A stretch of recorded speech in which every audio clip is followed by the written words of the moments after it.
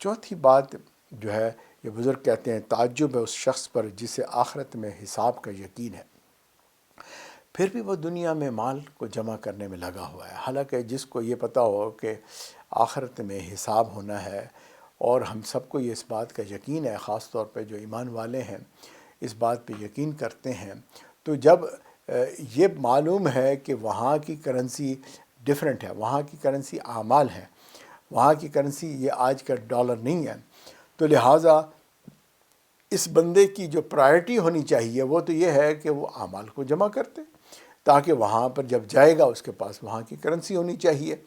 بھئی آپ نے اگر کہیں سفر کر کے جانا ہے، اور خاص طور پر اگر کوئی بندہ شفٹنگ کر رہا ہے، ایک اسٹیٹ سے دوسرے اسٹیٹ میں لوگ گھر لے لیتے ہیں، تو لہٰذا جب شفٹنگ کرتے ہیں اور دوسرے اسٹیٹ کے اندر پرماننٹلی رہنے کے لیے انتظامات کرتے ہیں، تو وہاں کی وہ چیزوں کی خریداری کرتے ہیں، پھر وہ یہاں کی خریداری بند کر دیتے ہیں، یہاں فرنیچر لینا، یہاں پر چیزیں لینا اور اس کو ڈیکوریٹ کرنا وہ بند کر دیتے ہیں۔ وہ کہتے ہیں ابھی اب تو ہم شفٹ کر رہے ہیں، بلکہ گھر کی آہستہ آہستہ چیزیں بھی وہ شفٹ کرنا شروع کر دیتے ہیں، اور جو ہے سارا ان کی توجہ جو ہے وہ جو ہے دوسرے گھر کی طرف ہو جاتی ہے۔ اسی طرح انسان جب اس دنیا میں ہوتا ہے، اس نے کھایا کمایا، اب اگر بوڑھا ہو گیا تو اب اس کو فکر لاحق ہوتی ہے کہ آگے حساب بھی ہونا ہے اور وہاں میں نے پرماننٹ رہنا ہے۔ لیکن اگر یہ بندہ بھی اس دنیا کے اندر اسی دنیا میں رہنے کو ہی سوچتا رہتا ہے اور وہ چاہتا ہے کہ میں امیر سے امیر تر ہو جاؤں، جیسے قارون تھا، یا لیت لنا مثل ما اوتی قارون، تو وہ چاہتا ہے کہ کاش میرے پاس بھی اتنا خزانہ ہوتا جتنا قارون کے پاس تھا، تو اسی چکر میں ہی لگا رہتا ہے۔ عزیز رشتہ داروں کو دیکھتے ہیں کہ یار فلاں نے مکان بڑا خوبصورت بنا لیا، فلاں نے یہ کر لیا، نہیں سوچتے کہ بھئی اس کے بھی بڑے چلے گئے، یا وہ مکان بنانے والا بھی اس دنیا میں چلا گیا، تو ان کو پھر بھی شوق ہوتا ہے کہ یار میں بھی بنا لوں اور بنا لوں اور بنا لوں، ہے جی۔ تو یہ ایک عجیب تعجب والی بات ہے۔ یہ جو مال ہے اس کا وبال ہوتا ہے، یاد رکھیں۔ مال جو ہے آرام سے نہیں آ جاتا، مال کمانا بہت مشکل کام ہے جی، اور جو ہے اگر مال آ جائے تو اس کا وبال بھی ہوتا ہے، اس کے ساتھ مصیبت بھی ہوتی ہے، پریشانی بھی ہوتی ہے جی۔ سب سے کم درجہ یہ ہے کہ انسان کا پھر مرنے کو جی بھی نہیں چاہتا، انسان کا دل یہاں لگا ہوتا ہے، کیونکہ مال اس کے پاس ہوتا ہے، وہ کہتا ہے میں کھاؤں پیوں عیش کرتا رہوں۔ اور جو ہے دوسری چیز، اس سے آسائشوں کے دروازے کھل جاتے ہیں،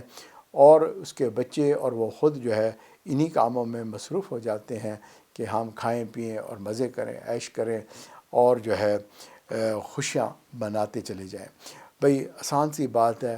کہ مال جب ہوتا ہے تو مال حلال ہے تو پھر بھی اس کا حساب ہے، اور اگر حرام ہے تو پھر تو اس کا عذاب ہے، تو پھر اس عذاب سے تو بچنا چاہیے، ہے جی۔ ہم صرف مال کمانے کے پیچھے لگے ہوئے ہیں، اور اگر مال کماتے بھی ہیں تو پھر اس کو جوڑ کے رکھتے ہیں، بینک بیلنس کو بڑھاتے ہیں، اور جو ہے اس کے چوکیدار بنے رہتے ہیں۔ مال کی حفاظت کرنی پڑتی ہے۔ آج کل تو بینکوں سے بھی لوگ پیسے نکال لیتے ہیں، کریڈٹ کارڈ کی بھی چوری ہو جاتی ہے۔ اب یہ بیچارے اس مصیبت میں ہوتے ہیں کہ ابھی ہم اس کی حفاظت کریں۔ ہم اس کے خلاف نہیں ہیں کہ آپ مال کمائیں، لیکن ہم یہ کہتے ہیں مال آپ کی جیب میں ہونا چاہیے، مال آپ کے دل میں نہیں ہونا چاہیے۔ کیا مطلب؟ جیب میں مال ہے، جہاں ضرورت ہے، حلال جگہ ہے، استعمال میں لائیں، خوب استعمال کریں اس کو، اور اگر آپ کے دل میں ہوگا تو پھر تو آپ اپنی اولاد کے اوپر بھی خرچ نہیں کر سکیں گے، اپنی بیوی پہ بھی خرچ نہیں کر سکیں گے، بلکہ ہم نے تو یہ دیکھا کہ ایسے لوگ بھی ہوتے ہیں جو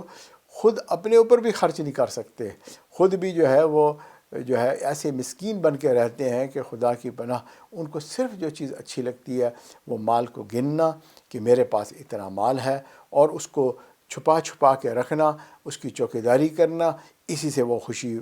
مناتے رہتے ہیں اور اسی کے ہی چکر میں رہتے ہیں۔ تو یہ کیا ہے؟ یہ مال اور یہ اولاد دونوں فتنہ ہے۔ اس وجہ سے کہا کہ اس چیز کا خیال رکھنا چاہیے، مال ضرور کمائیں لیکن مال کی وجہ سے اپنے آپ کو ضائع نہ کر بیٹھیں۔